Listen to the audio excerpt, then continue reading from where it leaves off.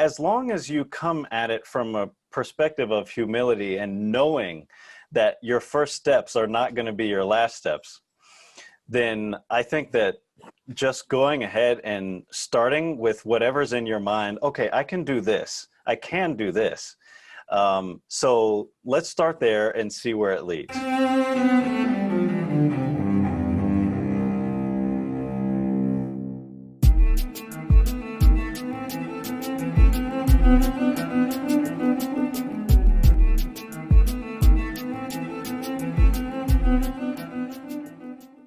Welcome to Arts Engines. I am your host, Aaron Dworkin, and with us today we have Stephen Banks. As with all of our guests, you can check out his full bio and all of that online. He's an extraordinary saxophonist, actually, I believe the first to be on Young Concert Artists roster, regularly performs with the Cleveland Orchestra, is on faculty at Ithaca College, and is an extraordinary champion for works by Black composers, and we're going to check that out as well on today's show. So with that, welcome, Stephen. Thank you so much for having me. I'm so excited to get to chat with you today. And so it's great. I mentioned that that you were the first saxophonist on YCA's roster. I should also share with everyone, this week's show is co-curated with Young Concert Artists, who's one of our wonderful and extraordinary creative partners for Arts Engines. But what was that experience like with YCA? I mean, I know they've, impacted so many artists' lives in extraordinary ways. What was that experience like for you? Well, in short, it was a dream come true. As a saxophonist, as a classical saxophonist specifically, I think you just really need a chance. You need a shot to get out there and perform in front of people and to have a chance to do the touring, because you can't change minds unless you're there in the room. So being a part of the Young Concert Artists roster has been so helpful for me to get some exposure, but also to bring light to all of the issues that I'm so passionate about. They give me in a way a voice to many of the passions that I've had for many years. So, for example, I've already started the commissioning process for 3 new works by Black composers, and I've only been on the roster since November. And one of those pieces is by myself, and one of them is by the composer Carlos Simon, and one is still sort of in the early stages, but a Saxophone Concerto by Billy Childs, who is a fantastic composer. So these are opportunities that I certainly would not have had otherwise, and so I'm eternally grateful for those opportunities. That's awesome. No, it's amazing. And of course, an extraordinary organization. So kind of before we get into, because I really want to delve a lot more into this process of, commissioning and also composing, and just kind of on how that works, and especially how a lot of our viewers might begin to think about it for themselves. But before that, how did you kind of get your start? How did you start out? What brought you to the saxophone? And from there, what kind of brought you even beyond that into composition? Yeah, so I started out, as I think many saxophonists do, in the middle school band program.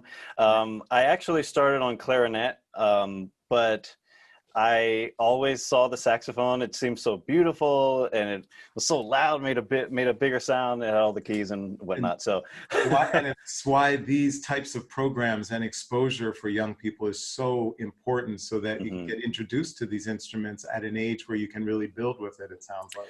Right, yeah, definitely. And going off of that same idea, I became more serious about playing saxophone, classical music, when my first university teacher actually came to my high school jazz band sectional and played a solo piece for us.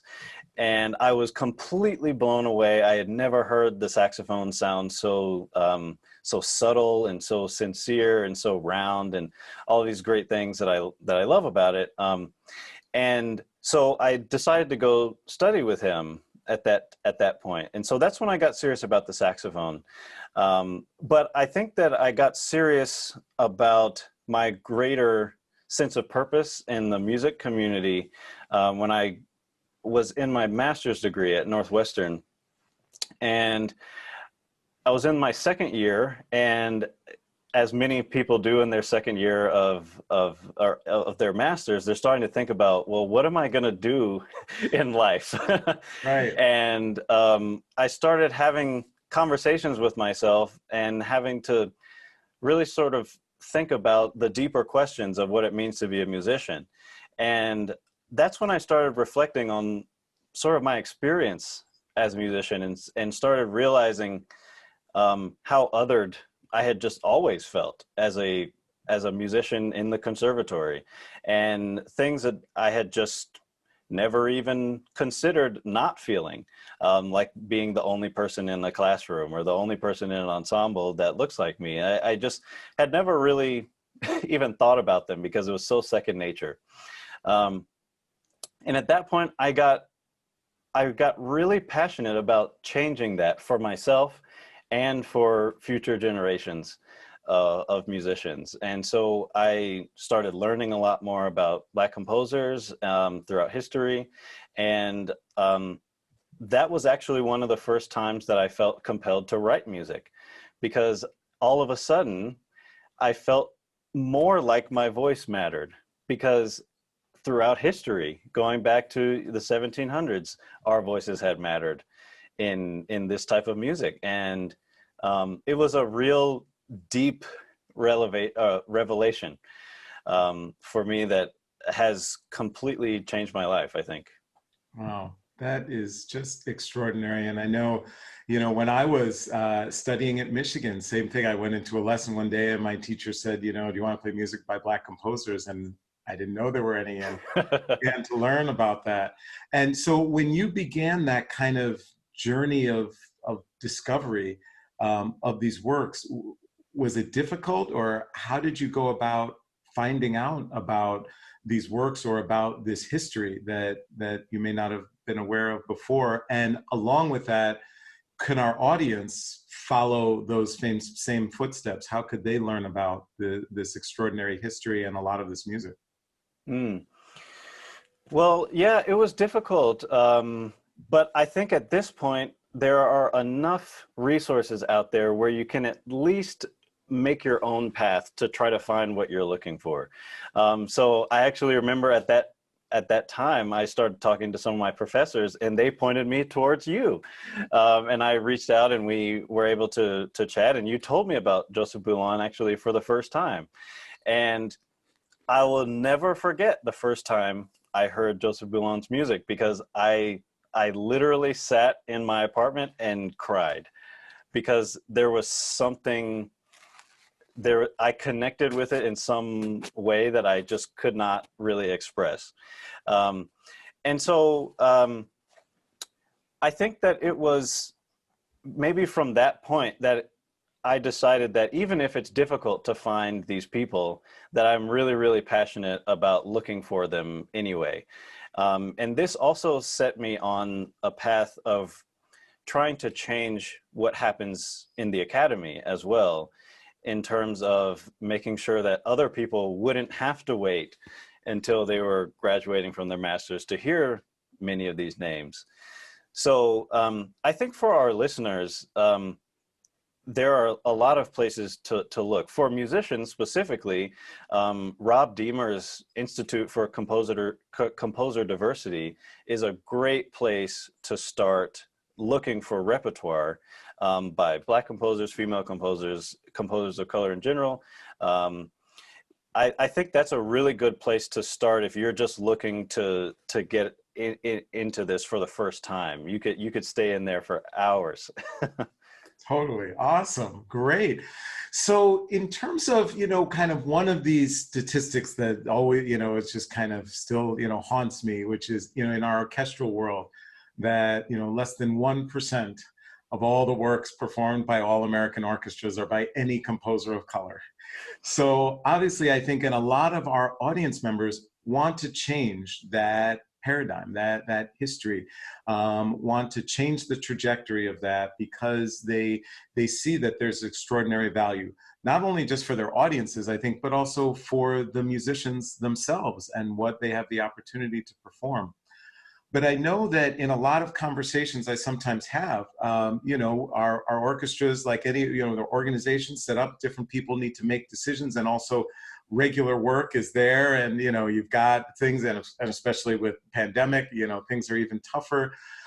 So for those who might feel like, I would love for our, repertoire to be more diverse, but to be frank, like, we're not sure where to start or, what to do. What would be your recommendation for, orchestras or large ensembles that are looking to try to diversify what they perform? Well, I think the first piece of advice would just be to start. Regardless of all of those things that might set you back, just start. Even if it's maybe right now it's one piece, and then you start realizing, oh, well, maybe just one piece is not really the best way forward. And then you do an entire concert, and then you say, well, that's probably not enough either. And then you start realizing more of the nuances of how to do this in the best way possible, by diversifying your board and diversifying the conductors that you bring in, and because they will all have different areas of expertise, diversifying your musicians. And those things sort of happen as maybe a snowball effect. As you get your feet wet, then you learn more and you continue learning more. So as long as you come at it from a perspective of humility and knowing that your first steps are not going to be your last steps, then I think that just going ahead and starting with whatever's in your mind, okay, I can do this. I can do this. So let's start there and see where it leads. Awesome. Great. So as you kind of look at, it seems like a lot of people are like, it's impossible to plan now with all of the things going on in our society, and especially the pandemic, kind of, where are things going to be for me? Do you have kind of a plan for this next year? What's coming up? What's your sense of kind of some of those key things that you want to make sure you accomplish for this next year? Well, for me personally, I think a lot of it has been related to learning really how to use technology.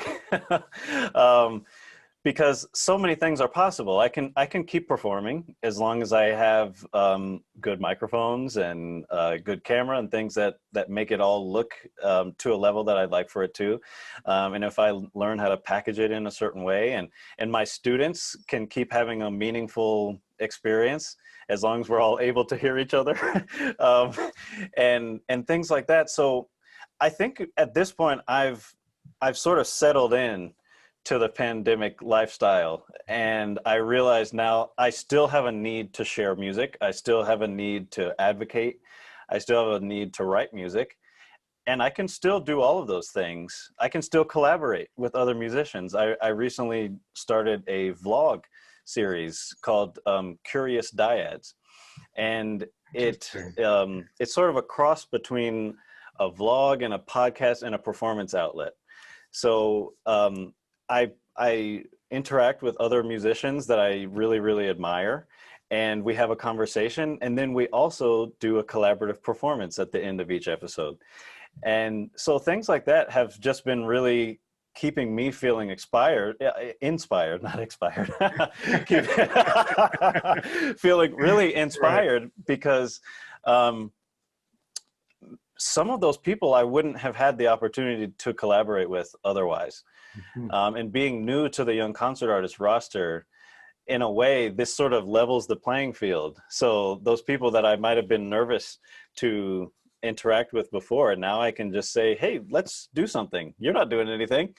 So let's do it. Awesome. And, it sounds like from this, I hear a lot of people where, they kind of, certain things arose or they were either forced into or thought of because of the challenges of the pandemic. But then they actually find that there are some extraordinary opportunities that were created and things they might even continue once things, at least settle down in terms of the health crisis. Do you find that will be the case, that kind of those things, that some of these things that you've initiated, you'll keep going even after the health crisis has passed? Absolutely. It's really funny you say that, because even just right before I had the chance to talk with you today, I was doing an Adobe Premiere Pro workshop for the other faculty at Ithaca College, which for me is totally wild. I'm not really a technology person, and so having those skills are gonna be with me for life. Awesome. Great. So, well, unfortunately, we're just about out of time, but kind of one last question. I always like to kind of get, this added kind of personal sense of our guests. But, with the challenges, that you have to face from, whether it's the pandemic, but also, this, portfolio life as a musician, as a composer, as I would say, someone bringing a social impact to our field and to our communities. When times get tougher, there's that tough day. Where do you find kind of your inspiration to move forward and to get past the tougher obstacles that present themselves? Well, recently I've found inspiration in people and in nature, actually. So my vlog series has forced me in a way to be interested in what other people are doing, and to be interacting with people that I find really, really fascinating. And so just being in touch with them has made me feel really, really inspired and kept me going. And those sort of collaborations have helped a lot. But then also, I live in Ithaca, New York, and it's totally beautiful up here. There's waterfalls everywhere, gorgeous. And so when I am really in a rut, no matter what, I can get out and be in the most beautiful, serene place you could possibly imagine. And so that has really, really helped me with all the stay-at-home orders and things like that, because nature and the world still goes on. It doesn't feel like there's a crisis outside by the brook. So that's helped a lot. Awesome. Well, Stephen Banks, you truly are one of the great arts engines that is powering human creativity in our world. Thank you so much for joining us on the show. Thank you so much for having me. This has been fun.